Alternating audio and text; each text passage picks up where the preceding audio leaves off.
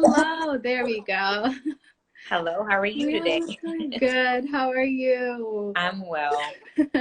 Thank you, everyone. So I have to get the formalities out of the way. Thank you, everyone, for joining us and tuning in to Testimony Tuesday. My name's Najma Sayad. I hope your Tuesday is going well. Um, Testimony Tuesday is brought to you by Black Women Speak, and this is one of our proudest initiatives where we like to amplify and give voice to the multifaceted and amazing Black women within our community. And for today's Testimony Tuesday, we are joined by the wonderful LaToya Burrell.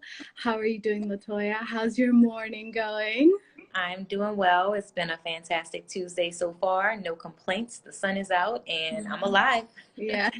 So it's a great day. Yes, gratitude to that. Honestly, it's a good attitude. I always have to remind myself. Earlier, we were talking about how the sun is setting early, and just being grateful for even like the minimum sunlight we have. Absolutely. your You are attitude, your right. attitude definitely affects a lot of things. But for our first question, I want to ask about yourself.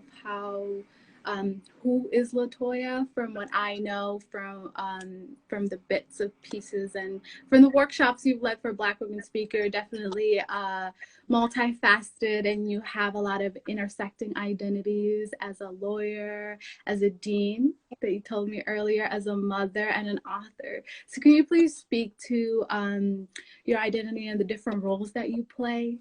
Yeah, absolutely. So as you stated, I do wear quite a few hats, and to what you see on the resume, what you see on LinkedIn, I think more important hats that I wear is I am a daughter, I'm a sister, I'm a friend. Yes, I am a mother. I have two little boys. I'm a wife.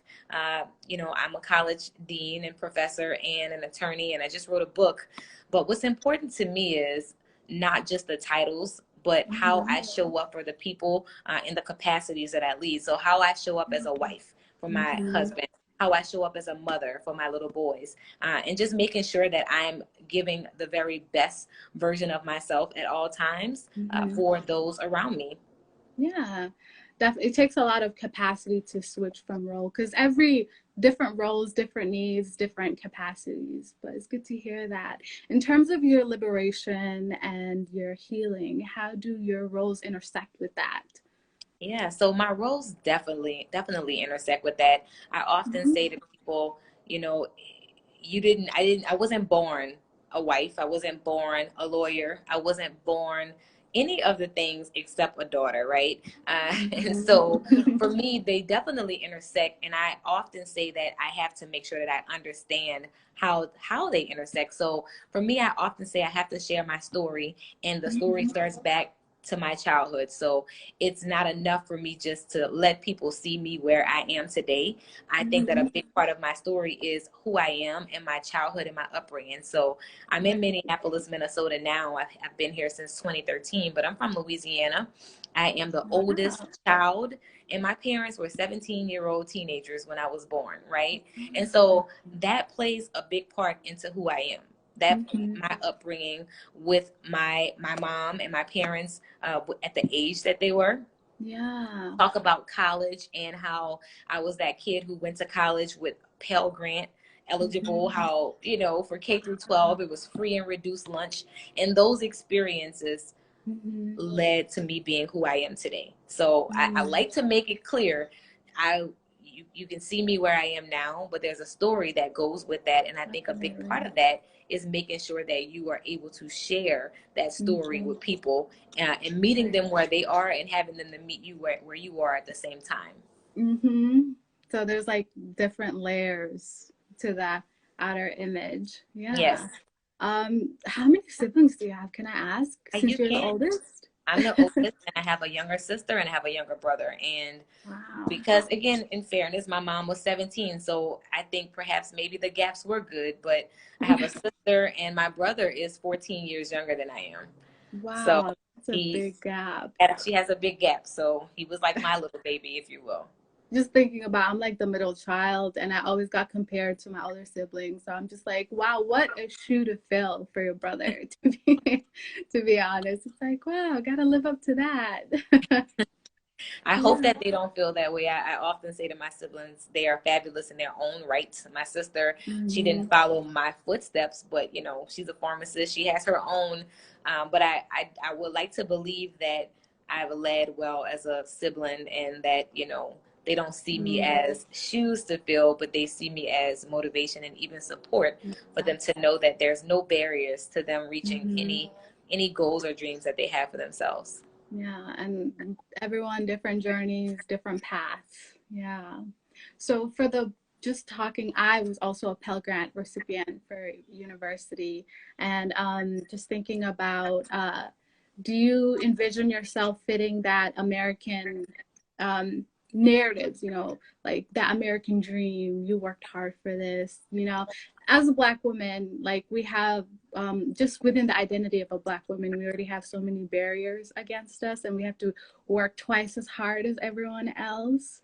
So, do you feel like you fit into that? Not necessarily fit into, but the story goes along like that American dream, where you had to work hard, pull No. yourselves up by the bootstraps, even though I hate that. Yeah, I get what you're saying. And I do think that I do fit the narrative of, yes, I did work hard, opportunities were provided, and I did work hard. But one thing I will say is, I know for some people, they feel like, well, the opportunity, even with me working hard, the opportunity isn't provided. And, I would say for people who feel that way, to remain Mhm. hopeful and know that there are resources for you to do whatever it is that you want to do. I think that Right. now, when I think about, and I often say I'm still young, but when I went to college, applying for college was not the way it is now. We didn't have the internet. Google was not a thing. But now we have the resources available where you can Mhm. Google and find resources. So if you want to go to college, you can get resources that you can find or be linked to people via Google. If you're looking for, Minnesota is really good with non-profits and the philanthropic arm. If you're looking for a philanthropy or a nonprofit that can help you, there are Mhm. resources available. So, Right. yes, I do fit the American dream in the sense that, statistics say that I should have not gone to college. Statistics say that I should have been a teenage mother. Statistics say that I should not be a lawyer. I'm the first one in my family to go to college. But what I've learned is, if you have the right mindset and you're Mhm. willing to work hard, there are opportunities available for you to be able to move on to whatever it is that you want in life. Yeah. It's like just working twice as hard. But wow. In terms of your testimony, would you say that's your testimony? Yeah, I would say that that is my testimony. My testimony is, I'll use this example. I remember when I was in law school, and it was one of my classmates who started a nonprofit in Baton Rouge, Mm. Louisiana, and the nonprofit was called LACE. And the purpose Mm. of her organization was to provide language, culture, and education and arts. So that it was arts for young Black girls in Baton Rouge, Louisiana. And so the girls were junior high age, and we worked with them after. It was like an after school program. And so every December, her program would have a slumber party for the girls. So this was my second year working with the LACE program, and we had a slumber party for them. And at the slumber party, they were dancing and they were playing old 90s, and at this point we're in the late 2000s. They're playing old rap music from the mid 90s in New Orleans, and I said to them, Hmm. what do you guys know about this music? And one of the girls said to me, what do you know about this music? And I said, this is Okay. the music from when I was your age. And she said to me, no, you're probably a daddy's girl. And like, she tells me all of these things that she thinks of me.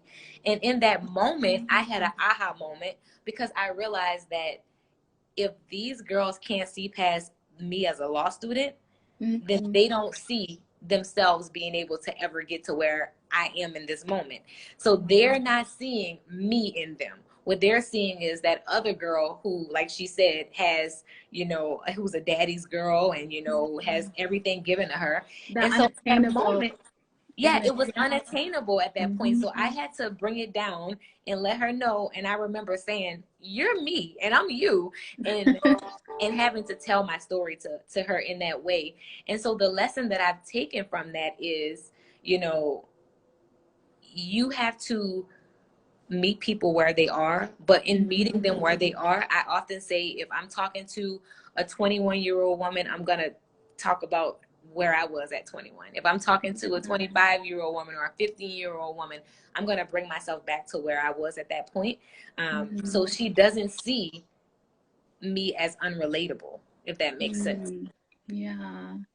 And I think that's like that relatable factor that tends to get lost. Like just talking about the amount of resources that are in Minnesota and like organizations like Black Women Speak and the amount of Black dedicated spaces. I wish I had that when I was a teenager, you know? Yeah. And having these spaces in abundance, it's not in abundance, but at least is there.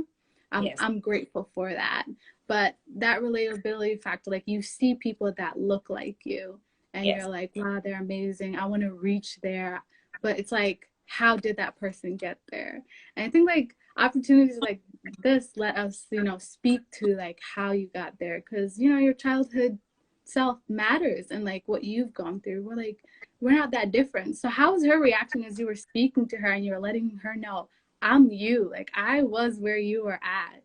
Yeah, I actually remember feeling defeated at first because I was thinking, so all of these sessions, I missed a part, I missed an opportunity. So what I did moving forward was the next year for the program, I suggested that we start off in our first session, be them telling us who they are and us telling them who we are when we were in their shoes. So we shared what we were, and we were very vulnerable and outspoken about, this is my story and this is what I did to get where I am today.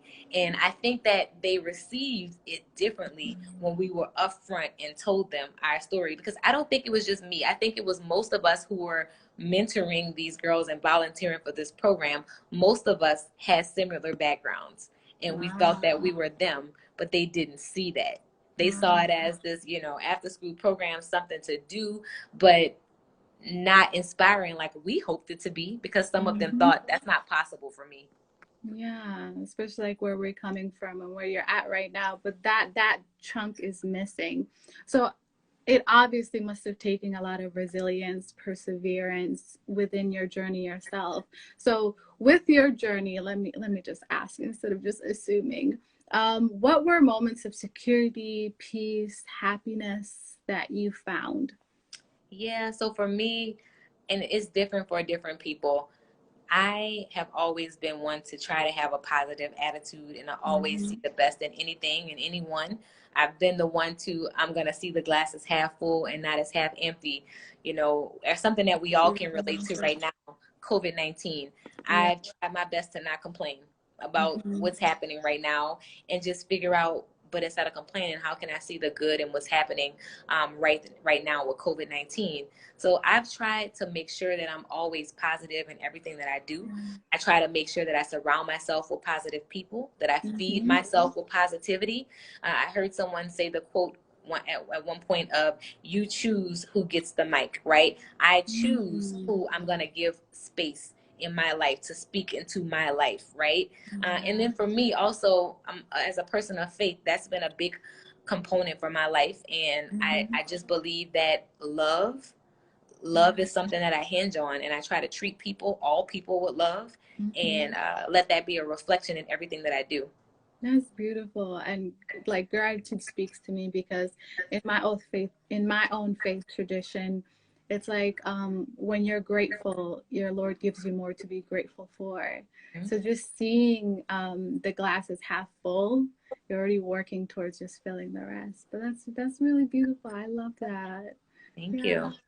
I guess this, just going off from the questions, in terms of healing and your healing journey, what were your first steps towards it? I think for me and for anybody, the first step has to be you to acknowledge it, right?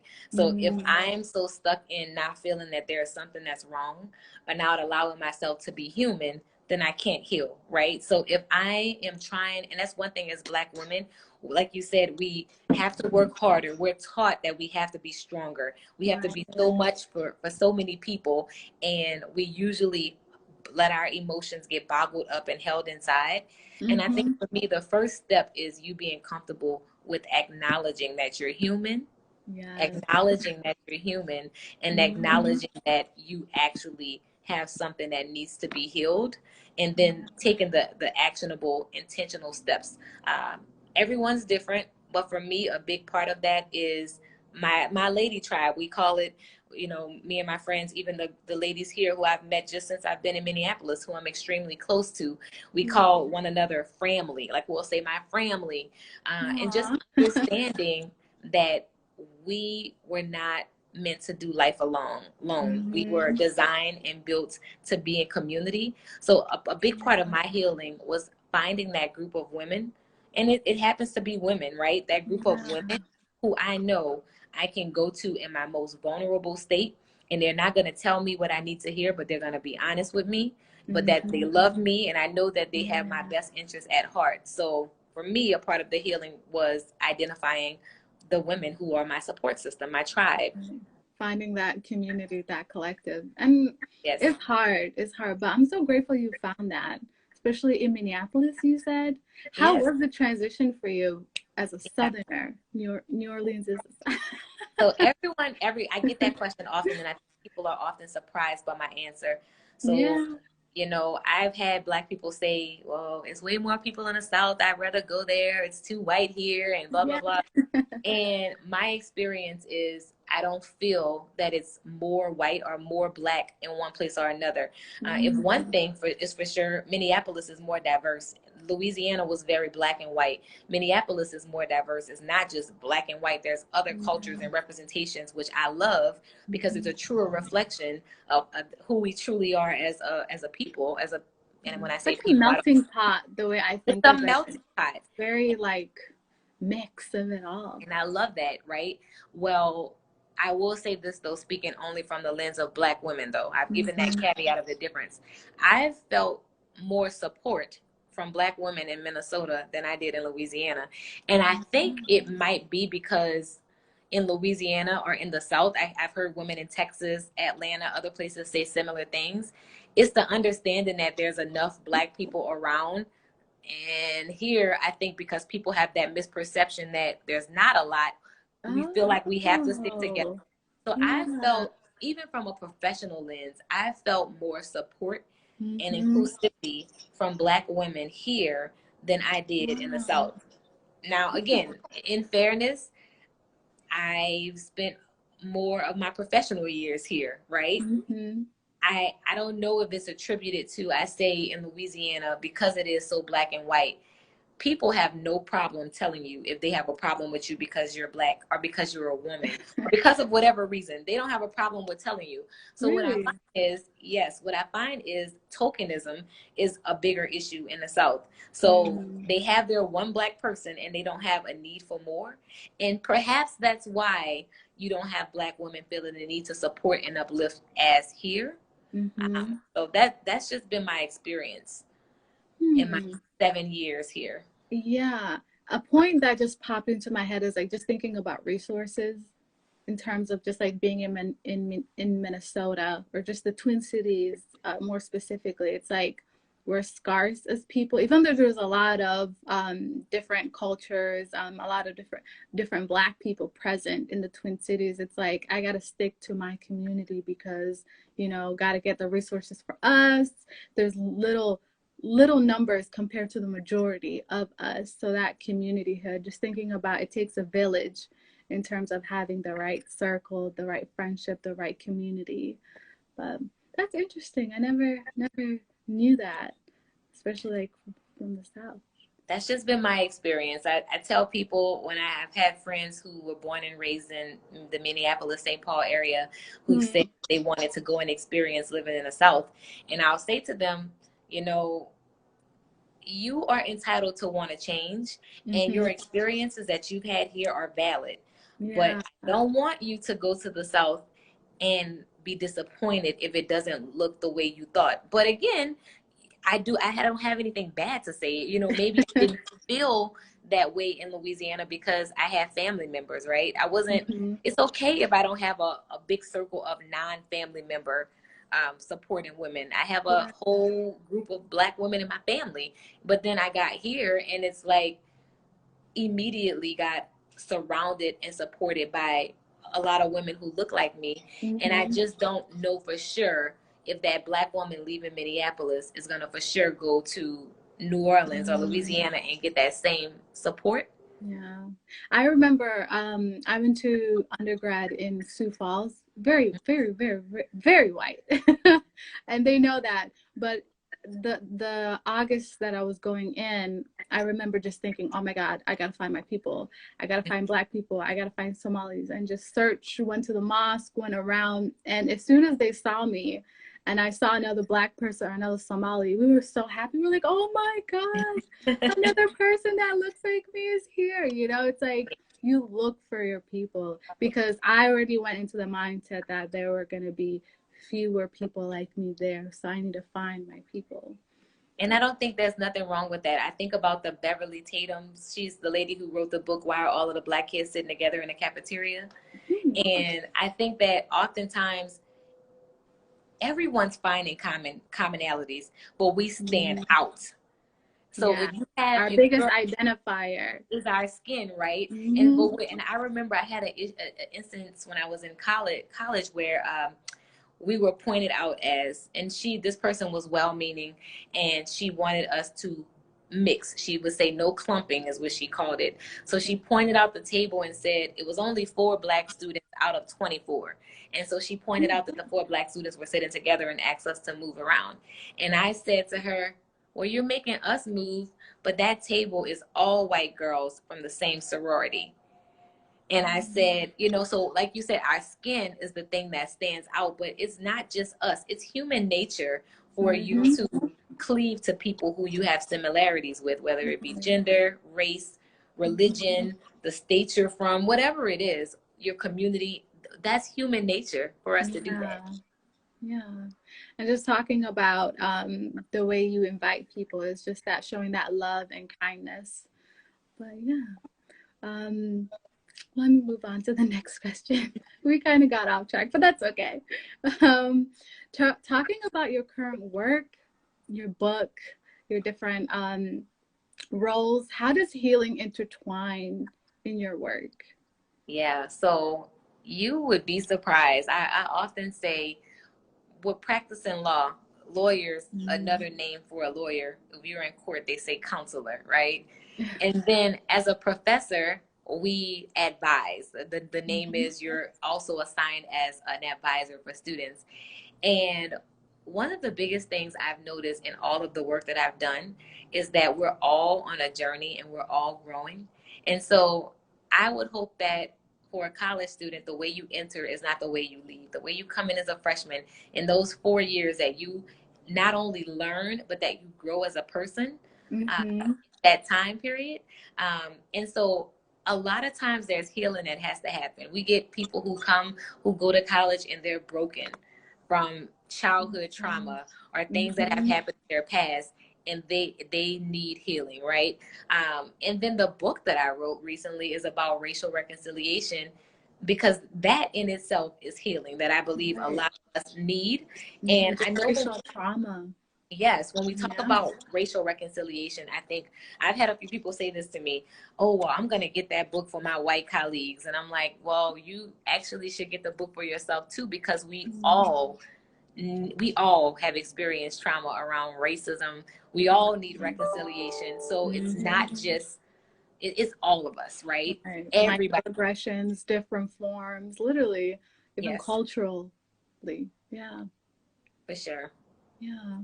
But that's so, sorry, went through a different thought, but thank you so much. What upcoming things should we look forward to, and how can folks, talking about how you support within your work, within your different roles, you're always supporting others, how can folks support you and show up for LaToya? Yeah. So right now, the biggest thing, so my job is what it is. you know, that's what I do. But my newest endeavor is the book. So the book was released within the last month, and my supporting me would just be helping me to get the word out, because, like I stated, racial reconciliation is something that I think if it's done, it's going to impact all of us. So when I hear people talk about systemic racism, I'm like, the reconciliation and the healing starts with self. And you may not know it, but even you planting the seed in someone may then spark a change in the way they do things at work, the way they treat people. And then eventually it's the ripple effect, and we're all beneficiaries of the softened hearts and the changes for people. So right now I've been doing a lot of work around racial reconciliation and D&I. I've been doing a lot of podcasts and conference sessions, and I've been doing personal trainings within organizations just to get the message out there. So to answer your question, it would be just supporting the book and getting the word out there. Definitely, like, fight the overall system from within, you know, start with the person, implement that seed. You know, when you change the way people think about it and view things, you're ultimately creating that ripple effect. Because that's the hardest thing, you know, like moving somebody, changing their thought processes and how they view things. Right. And I think some people see it as a big picture, and they think it's too big of a mountain to climb. But I'm like, you start small, you know, just you making a change for one person, and then you plant the seed with them. You may not see it, but then you've planted a seed, and then when that grows, they then plant the seed in other people, and it's a ripple effect that continues to go. Right. Just thinking about W.E. Du Bois, one of the, I had the title in my head, but it totally went away. But he talked about in terms of like slavery, and if you want to not enslave somebody, but like break them down, all you have to do is just break one person down. And he talked about the mothers in the family. You know, if you break down the mother and you take her selfness away from her, she will do the work for you, because generationally it just goes down. But here you're talking about undoing it in a way where it's like you undo it with yourself, and then it'll just ripple effect to others. But I wholeheartedly believe that it starts with you. It starts internally with you. And then once you do the work, the hard work, and you start having the uncomfortable conversations, the book is called Be Bold. So I say, you be bold. You then, once you've changed, you call it out. When you see something that somebody is doing, saying something, you call it out. You be bold about it. Right. That takes a lot of strength and assurance within yourself. But beautiful. We'll definitely share your book. That's amazing. But just for our last question, what advice do you have for other Black women looking for their place in this world? So just looking back at younger LaToya, I'm pretty sure there's this moment of self-actualization. You're like, aha, but what advice would you give to another Black woman? Advice that I would give to another Black woman is I've said this already a little bit, so it's related. You choose who gets space in your life. You choose your story. You write your story. You don't let anyone tell you. Like I've had someone to say, I'll say, well, who are you, right? Who are you? Tell me some words to describe yourself, right? And then I'll say, well, who told you that that's who you are?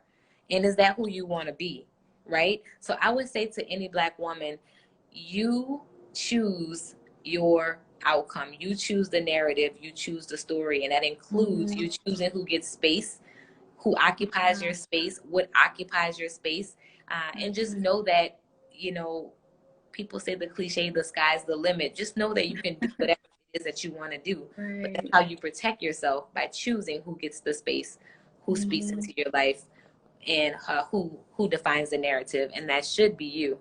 It should be you. Yeah, I have a similar philosophy where it's like the mind is so strong. You can really convince yourself otherwise, or you can convince yourself that you're incapable, or you're inept. But just believing the fact that you have that power, because you do. You have that power. You might have capacity, but you have the power to choose how you feel that capacity.